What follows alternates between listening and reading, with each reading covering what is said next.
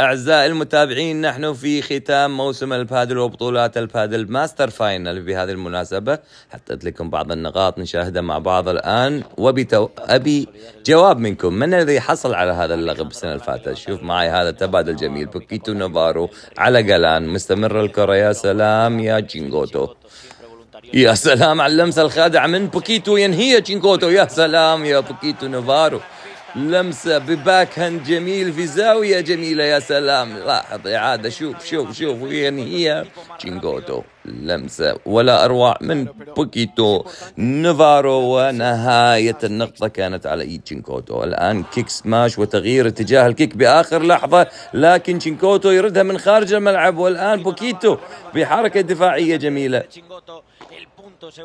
يا سلام، يحاول يخلصها لبرون. نعم، يخلصها وينهيها على جينغوتو. إذا من الذي حصل على